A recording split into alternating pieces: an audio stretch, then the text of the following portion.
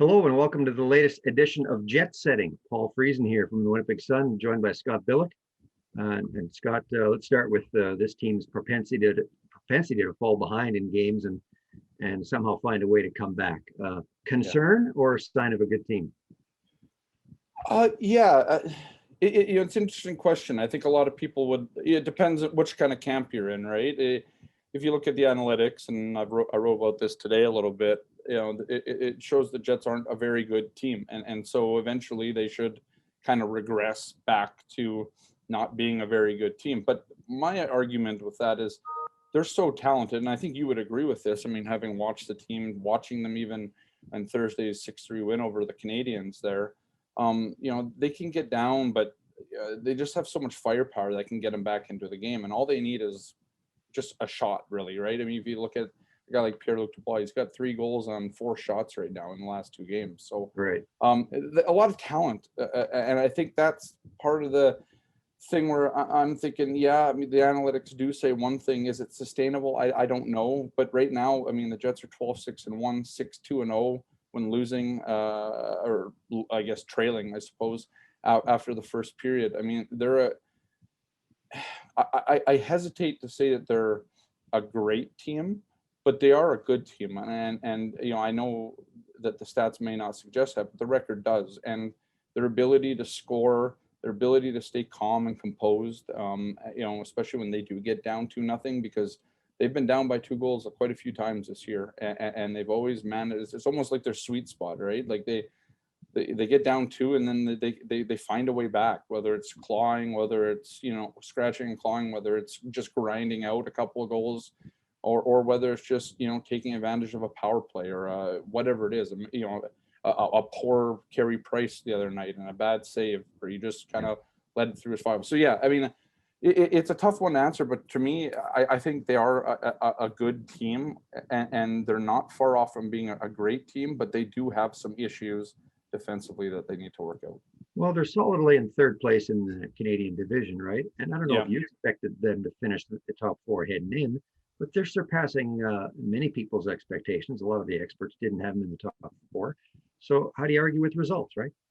Yeah, and I think that's exactly it. I mean, I did have them in the top 4, just thinking that Montreal wasn't going to be a great team, and then Vancouver and Ottawa weren't going to be there either. So I wasn't, I had the Jets in the top 4. I didn't think they would beat out maybe a Calgary or a Toronto, just given kind of the recency of success of those 2 teams. But it seems that right now, I mean, Edmonton's obviously on a run right now in this North Division. Toronto's kind of the darling of the division right now, sitting up top, and the Canadians have fallen off. Calgary's kind of inconsistent, and the Jets have been inconsistently consistent, which is. I knew you were going to say that. Well, it's a weird way, and I've written it before, right? And it sounds weird, but they've been a good team at the times they need to be a good team. Whether it's they're trailing, whether it's they're holding on to a lead, as they did in that series against Vancouver, where they blanked them 2-0 in the one game. People like to say that the Jets play the level of opponents. Maybe that happens at times, but there's also these times where they can really turn it up and really pour it on the team. I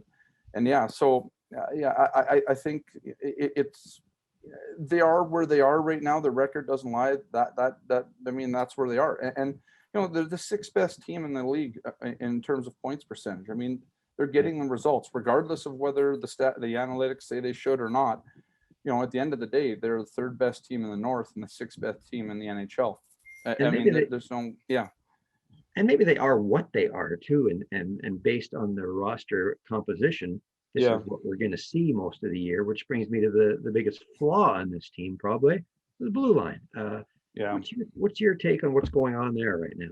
Mixed pairs, and no one's really settling in other than the Pionk Forbert. And I think that's just it, right? I mean, we've watched this team have one good shutdown pairing. It's their best pairing, and it's Neil Pionk and Derek Forbert, and that's the way it's been since day one. And at this point, they could have a good second pairing or top pairing with Josh Morrissey and Dylan DeMello and have 2 of those. But Paul Maurice stubbornly likes to keep Nathan Beaulieu on that top pairing And then, when Tucker Poolman returns, it could be tomorrow on Saturday. It could be, the game after that, Monday night. But when he comes back, he said today he likes Poolman and Morrissey in that combo. That's fine. I mean, let that line, or let that pairing kind of play together, get some consistency. The problem is Tucker Poolman had COVID, and then he got injured. He hasn't played a lot with them, so it's been hard to see. And Paul Maurice has said in the past that he wants to see an opportunity to put Dylan DeMello up with Morrissey. Well, I would argue that there's been several of those. And last night would have been one of the one when Dylan DeMello was on the ice for the first couple of goals against. Nathan Beaulieu's on the ice for those goals. I mean, right. There's your chance. Put them up, have two good pairings, and run with it. I struggle with that one with Maurice. I understand, why he would want it. I understand why he likes Nathan Beaulieu's game. I get that from a coaching perspective. I don't get it from what I've watched. I don't get it from what the analytics say. The eye test, the analytics, they both kind of fail in terms of Nathan Beaulieu. He's obviously a gritty player, veteran kind of guy. Paul Maurice really likes that type of player. I get that. But when you could have two good defensive pairings instead of just one, that's the part that I get kind of stumped on. Why not just have those two good defensive pairings instead of one, and then have Sami Niku and whoever on that third pairing when Tucker Poolman comes back? That obviously changes the math a little bit. But I that's my issue. I understand why Beaulieu is in the lineup. The grit, the shot blocking, the toughness, the rugged. There's not a lot of rugged play back there. But I don't understand why he's on the top pairing either with Josh Morrissey. Sami Niku. I wasn't thrilled with a few shifts last night. I still saw some of the same tendencies, but you thought he had a good game overall? Yeah, overall, I would say so. Yeah, of course. Yeah, I mean, Sami Niku, unless something drastically changes in his game, I don't think he's always going to be the best defensive defenseman out there. He's not going to be a Shea Weber, or you name the guy, right? But if he can just play sound defense, he doesn't have to be the greatest defensive defenseman. He just has to be decent at it. And then his offensive instincts, his ability to carry the puck out of the zone, to make that quick pass. We saw that pass that set up Connor's second goal there. And that pass, Sami Niku doesn't get an assist on it, but he's instrumental in starting that rush. And yeah, of course, I mean, the tic-tac-toe to end that play into Connor's goal looks fantastic among those forwards guys. You expect that from them. The Jets haven't always had that blue line guy in the last couple of years that can move the puck like Sami Niku can. And so I think Sami Niku, and I've been a big fan of Logan Stanley's game this year. I understand why he wasn't in the lineup last night, both because of the type of game and because of roster issues. I think it was more roster, wasn't it? It was much more roster than it was anything else. I think Logan Stanley probably would have played. If not, I don't believe that Maurice thinks he's too slow for that fast forechecking Habs team. He's played against Edmonton. Yeah, but I think Sami Niku, which he hasn't always done in the past, is took an opportunity last night and ran with it, right? And so he's earned himself another game. Whether he gets it or not in the next game, it depends on Tucker Poolman. But I suspect if Tucker Poolman can't go on Saturday night, Sami Niku is going to play again, and I think he's earned that. I mean, it's been a rough couple, year and a half now for Sami Niku, from the car accident and all the way through his issues from last summer during the thing where he was first off the ice and the coaches were shaking their heads wondering why a guy on the bubble, of playing was the first guy off the ice after a practice. There's a lot of things that Sami Niku has probably done wrong in the coach's eyes. But last night, kind of, if you play well and help a team win, that eliminates those past issues. It wipes the slate clean, and I think Niku made a good step for that, and I think the Jets were better with him in the lineup than with not in the lineup, and that's something you haven't said very often with Niku lately. But yeah, he had a good performance last night. Well, I thought the swooning over that stretch pass was a little much. I thought that was pretty routine. Of course you would. We'll move on. Pierre-Luc Dubois. How many games is it now? I believe he's 4 now. He played 2 and then got injured. Now in and out like this. Yeah. What do you think? How's he settling in, and how much more is there? Well, I mean, 3 goals on 4 shots to start his tenure as a Winnipeg Jet is. I mean, that's going to help endear yourself to the fan base, of course. But I think, and I asked Paul Maurice about this today, just trying to understand, we see what Pierre-Luc Dubois can do offensively. We see the strength of his game, in his game. We see the physicality. We see what he can do on the boards. But like, what are the little nuances that not everybody sees? And he talked about, just the little defensive things that he does. And obviously, I mean, that's the things he should be doing. And those are things that come natural for a top line centerman who, but at his age, at 22, I mean, people were always looking for defense out of, Patrick Laine, 22-year-old, different position, obviously. And so you're kind of groomed a different way coming up through the ranks, into the NHL. But yeah, I think it just his overall game, and last night he said it himself, kind of self-admittedly, he's not where he wants to be, but not being where you want to be and still having 5 points in the last 2 games is a good omen for the Jets. I mean, I think this is a guy that still has another level to get to.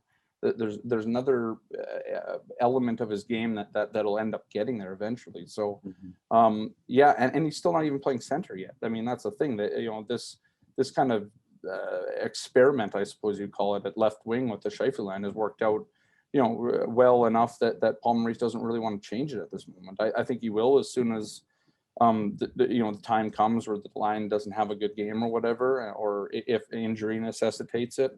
But yeah, I think, as good as you could have expected, that's what it's been, given kind of, obviously the quarantine he had to endure, and then the injury itself. But yeah, he's played well. So producing, but still lots of room. You could say that about the team overall. I think pretty good shape, but some flaws, some serious flaws. But hey, the whole division has some flaws. Maybe at least below Toronto. Even Toronto has flaws. Every team has flaws. I mean, you don't blow a 5-1 lead when you're Toronto to the worst place team and not have some flaws. So, and Paul Maurice, I mean, I know we're going to end this here, but Paul Maurice has talked about that. It's a different season this season because you're playing the same team all the time. You're not, every team can make adjustments, but teams are still in this weird, you're getting used to this weird way of playing. Games have all these ebbs and flows. It's different. You can't just dominate a team over these little mini series, that sort of thing. I expect the Montreal Canadiens to come out with a better pace than they did, and maybe they won't fold as they did after, the Jets dug themselves back into the game, right? So, They need some and I think Jake Allen will probably play that game. I mean, Ducharme, the new guy, Dominic Ducharme, comes in. He puts his trust in Carey Price, as he should, as a new coach. Here's your guy making $10.5 million a year. You probably should play him. Now you can probably, you have the argument now that you can play Jake Allen on Saturday against the Jets and see how that goes, and let Carey figure out what's going on with him, because he hasn't had the best start of the year, and Jake Allen has outplayed him so far. Yeah. All right. I think we've covered enough. We'll let you go, Scott. Thanks. You've been watching another edition of Jet Setting, and thanks for watching.